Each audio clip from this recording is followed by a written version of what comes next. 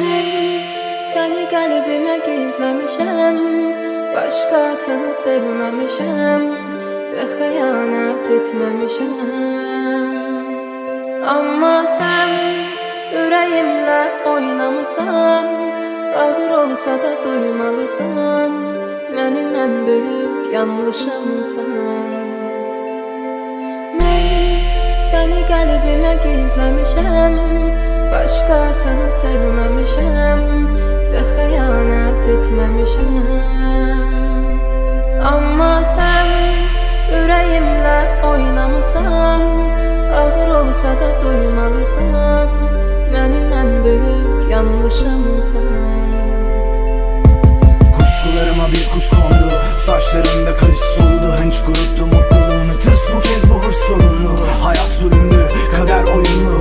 Kim yerlerden toplayacak sürgün kader yorgununu? Her işte bir hayır ve her hayırda bir de şer yatılıdır. Terim eşimin kanıtıdır, peynirimde gözü olan karga, kanatların elimle kırılır. Üzüntülerimi paketlesinler, söyle fiyatı kaç mandır? İlk hayaller kaç satır, bana küfreder gözlerin, dudakların yardım yalvarır. Hırslarınızın yıprantısı yüzlerinizden yansır. Benden firari bu sır, ben yapmadan önce kendi gölünde salını batır. Günahlarımı taşıyan adı hamal değil melekti. Saflığımdan ekeydim, af buyur, zaman bir hayli geçti. Yunus şıkkı seçti, 3 yanlışım bir doğrumla çekti gitti. Bütün hikayem burada bitti. Səni qəlbimə gizləmişəm, başqasını sevməmişəm və xəyanət etməmişəm. Amma sən ürəyimlə oynamısan, ağır olsa da duymalısan, mənim ən böyük yanlışımsan. Səni qəlbimə gizləmişəm, başqasını sevməmişəm və xəyanət etməmişəm. Amma sən ürəyimlə oynamısan, ağır olsa da duymalısan, mənim ən böyük yanlışımsan.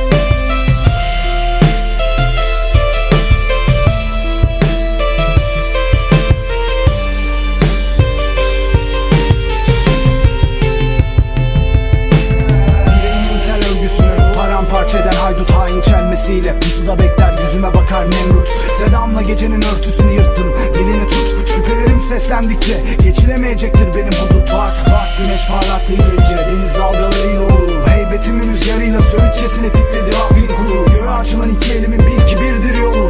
Mikrofon icat oldu, elim yazdı, vurdum sağlı sollu. Ya öldürme gözlerini görünce beni, simamı belle. Lisanım benimle koç, kül yutmaz hile. Bir beyitte çift sille, bile bile gülümse. Ağır başlı bir dille mürekkep yalar bu dede. Uykusuz geceyle aşka dal, tam ortasında uyuyakal. Bu acımasız hayal bir kabusun esiri ve kör topal. Kendime verdim emri, kim çekerse çeksin resti. Başı dönük divaninin avare gezer hisleri.